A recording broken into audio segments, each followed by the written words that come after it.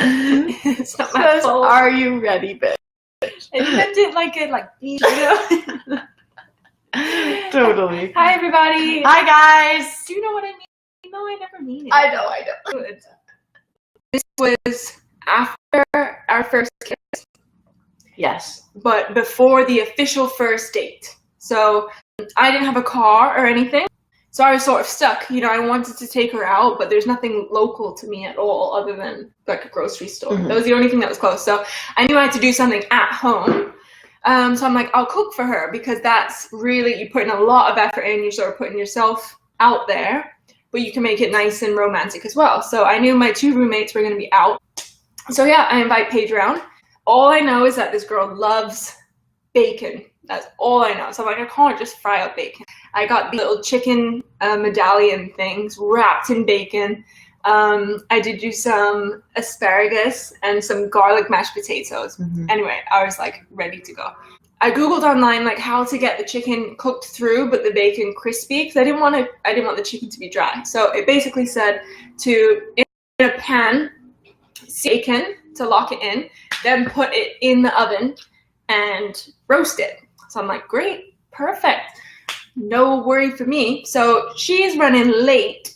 So, was I late? You were late. Oh. You were 20 minutes late because I was ready. You came in right as everything was coming out. But I had asked you to come. Say I had asked you to come at 6. It was because it was ready at 6:30. So I thought we could have a drink of wine, relax.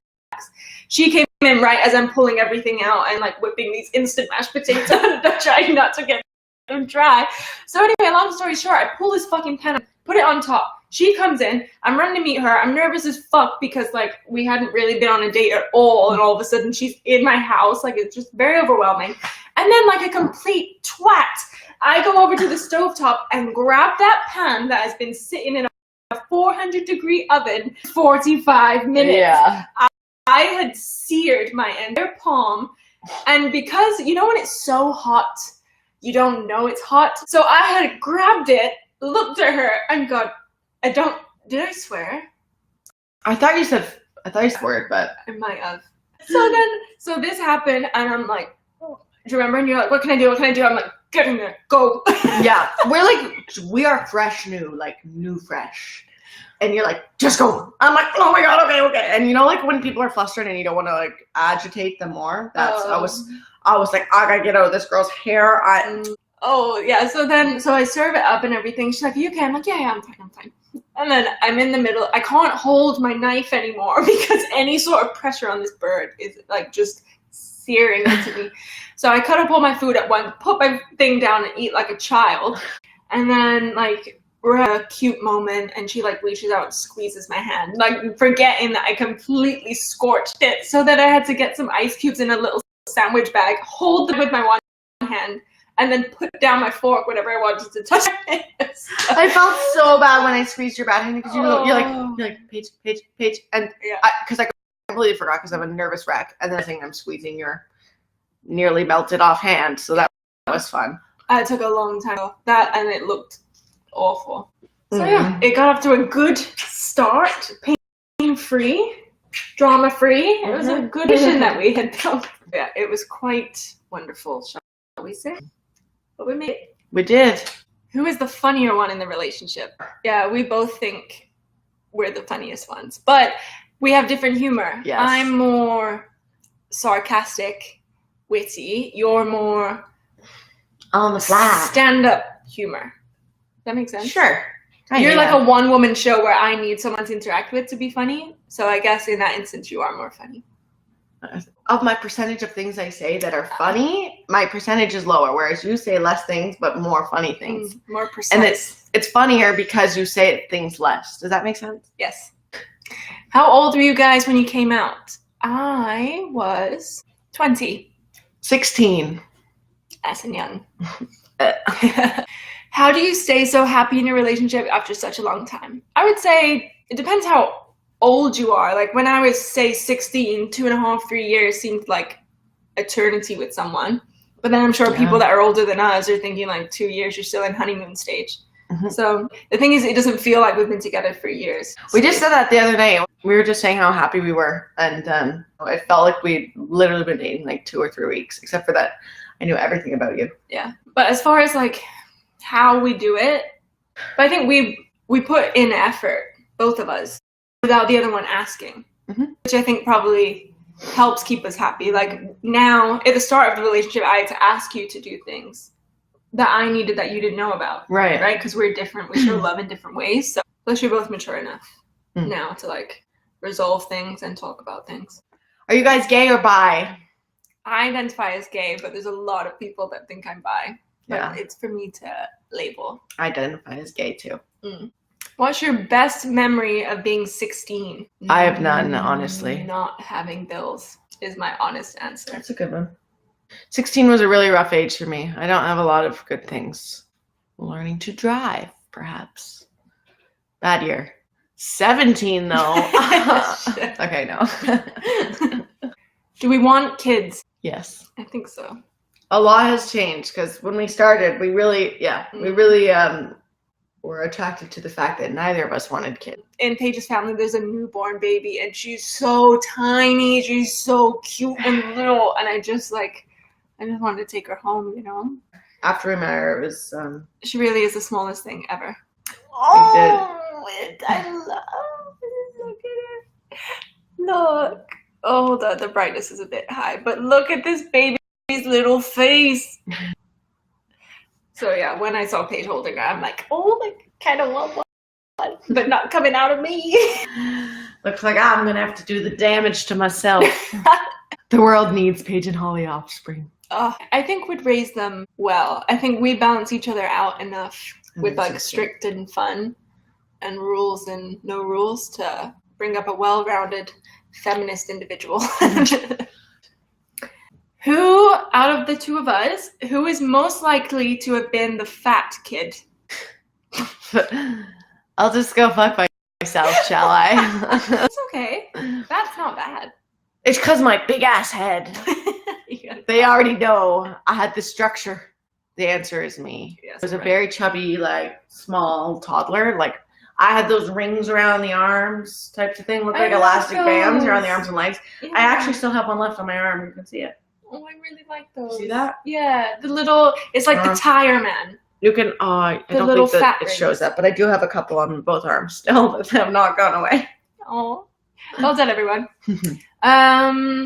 Who is most likely to want to be exclusive after the first date? Really? Do you agree with them? It's overwhelmingly Holly. I would say I do. More so. You agree with them? More so. I completely disagree. Okay. Things were a lot different with you. I'm not committing to anyone or anything until, but with you I knew from the start. That's why, like... That's what's hard for me too, though, because I didn't really know you before that, so... I was a different person. Yeah, like, I would be more so than you. I would kill her sometimes. Who is most likely to have sticky fingers? Mango. I haven't seen one for me, Paige. Okay, that's also very rude. I have very good hygiene. I just eat a lot of snacks. You know I have good hygiene. You do have good hygiene. Who is most likely to just dip into a bag of Cheetos and have the residue on them after? False. I wash my hands a lot. I do wash your hands a lot. You also rub your hands on your jeans. In between bites, you know this. I wash them. After you're done spreading the crumbs around on your jeans. Right. Before. Yeah. Everyone says, ooh, I use a napkin. Yeah. She does leave a trail. I'm clean, guys, I promise you. The question was, who is most likely to cry after intercourse? Do you know the answer to this? It's never happened. That's not happened, so I don't really know. I just know that it wouldn't happen with me, so I had to put you. That's okay. I just saw... So the question was, who's most likely to cry after intercourse? Amy said, whichever one's sleeping with a man. Wow. Roasted, bitch. Incredible. Yeah. Sorry, boys. We aren't really the crying after sex type, but to each their own. Who is most likely to find a reason to take their shirt off?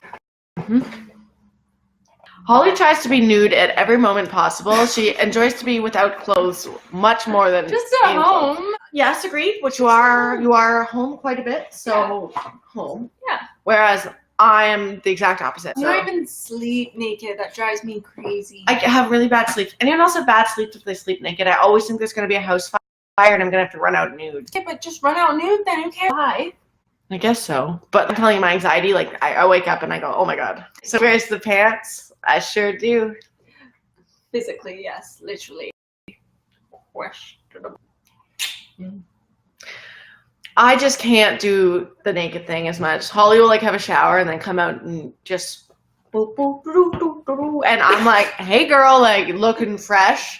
But I gotta put on the clothes. Just Who should be in prison? I already know what they're gonna fucking say. Aw, Nell said none. Sweet. Only because you are so law-abiding, it's tiring. I can't. I just must behave. I get a lot of anxiety. I told you. Oh. Who can't drive for shit? All right. That question needs some explanation because I think who can't drive? Yeah, people are getting it. People don't need context. That girl does.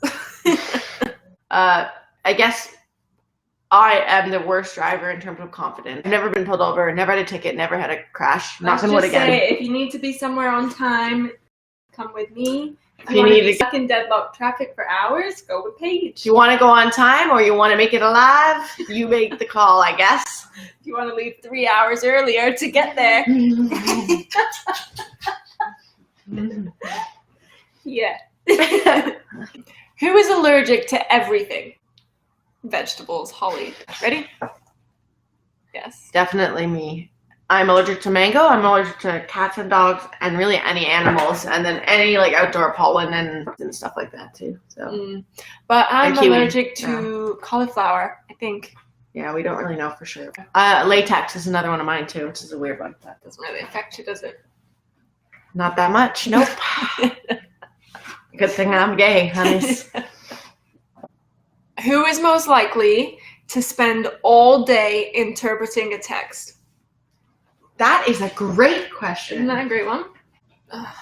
Yeah, this goes against my soul. Only because I would never spend all day, first of all, but I would read into it more than you because you are so just, they mean what they say.